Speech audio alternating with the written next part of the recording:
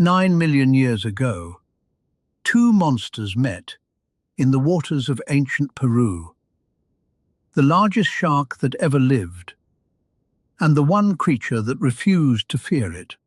60 tons of shark hit 40 tons of whale at full charge. The impact threw a wall of white water higher than a 4-story building into the air. Teeth the size of your forearm found flesh. The sea turned dark crimson.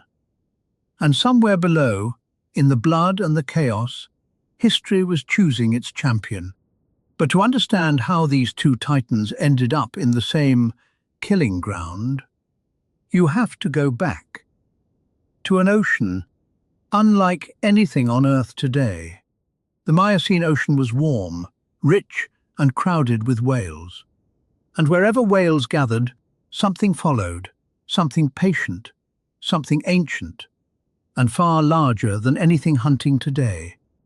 Otodus Megalodon, up to 20 meters long, weighing as much as 10 African elephants.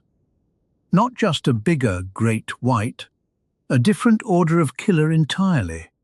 Its jaws opened 3 meters wide, lined with 276 serrated teeth, each one built like a steak knife scaled up for demolition work. Its bite delivered over 18,000 pounds of force, the strongest bite of any animal that has ever existed, enough to crush a car like a soda can. Megalodon didn't chase its prey to exhaustion.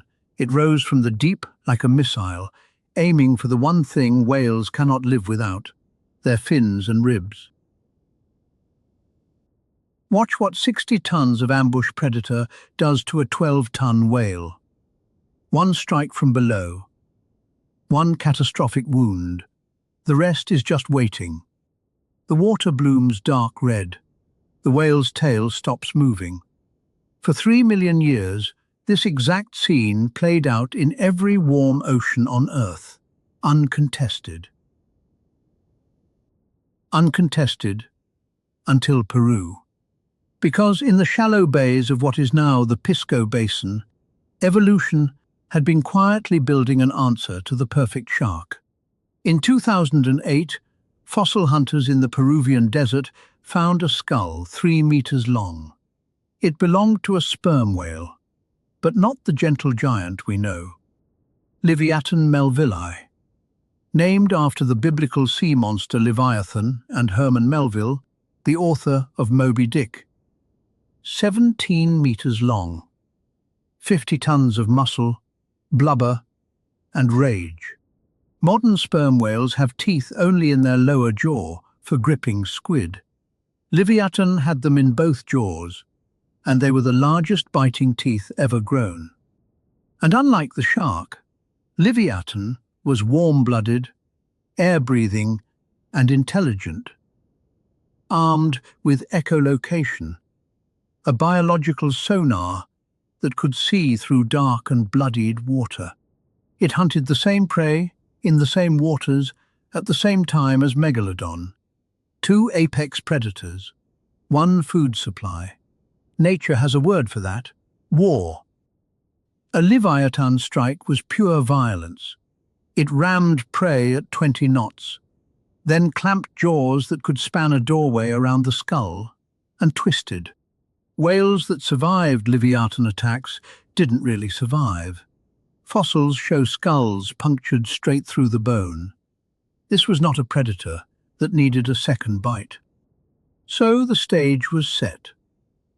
The same coastline, the same hunting grounds, the same 12-ton prey. 2 monsters that had never learned to back down from anything. So who really held the advantage? Break down the weapon systems of these 2 Leviathans, and the fight becomes far closer than you'd think. After-appointed systems Bert, on information devised by Orta, and the wide-juding the presental T-straight. Size, nearly even. The biggest Megalodons stretched 20 meters, Livyatan 17.5. But the whale packed its mass in muscle and bone-crushing bulk. Bite force. Megalodon, by a landslide. £18,000 against Livyathan's estimated 11,000. One clean bite from the shark could end the fight instantly. Speed and stamina, the whale. Warm blood and flukes built for burst acceleration gave Livyatan the edge in a sprint. And whales can ram. Ask any whaling captain.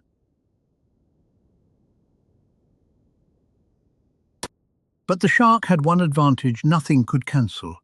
It never needed to breathe. Livyatan had to surface every 20 minutes, and rising to breathe means exposing your belly. Armor. Livyatan's skull was a battering ram wrapped in muscle. Megalodon's weakness was its gills and its soft underside. One crushing bite there ends a shark. On paper, it's a coin flip. But fights don't happen on paper. They happen in blood-warm water off a Peruvian coast, 9 million years ago.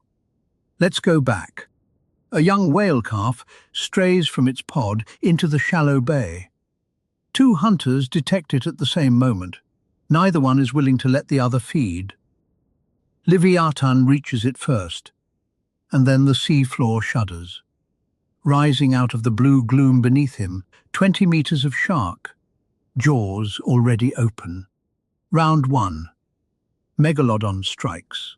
From below at full speed, teeth raking across the whale's flank.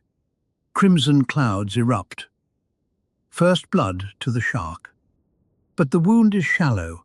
The blades that amputate whale flippers have skidded across dense muscle and scar tissue.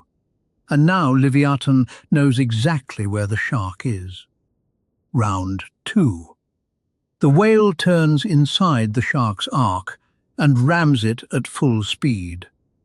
A 50-ton skull driven straight into Megalodon's gills. The shark reels. Sharks have no ribs to protect them. That single impact has torn gill tissue and left it bleeding into the water it breathes. Livyatan presses in, clamping those 36-centimeter teeth over the shark's pectoral fin, grinding through cartilage, dragging the giant toward the surface. Round 3.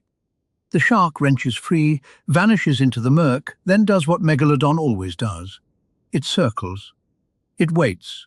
It watches the surface. Because Livyatan is burning oxygen fast. Rage is expensive when you breathe air. Eventually, inevitably, the whale has to rise. And the shark knows it. The moment the whale angles upward, 20 meters of ambush predator detonates from below. And this time, the jaws close over the base of the tail. 18,000 pounds of force. Through the one place armor can't protect. Tendons sever. The mighty flukes go limp. A whale that cannot swim, cannot surface. Our verdict? In open water, Megalodon wins 6 fights out of 10. Its patience, endurance, and that apocalyptic bite make it the deadliest one-on-one killer ever built. But drive the fight into the shallows, where ambush is impossible and ramming is easy, and the odds flip. Livyatan was the only creature alive that could truly match it. Here's the twist. In the end, neither monster won. The oceans cooled, the whales migrated to cold water, and both titans starved on an empty battlefield. The killers that nothing could kill were beaten by something smaller than a bullet, falling ocean temperatures. The last Megalodon died hungry, roughly 3.6 million years ago. Today their war is written in fossils, bitten bones, broken teeth, and a 3-meter skull in a Lima museum, still grinning like it knows something we don't. If this battle earned your subscription, hit the button and comment which monster should step into the arena next. The deep has plenty more killers where these came from.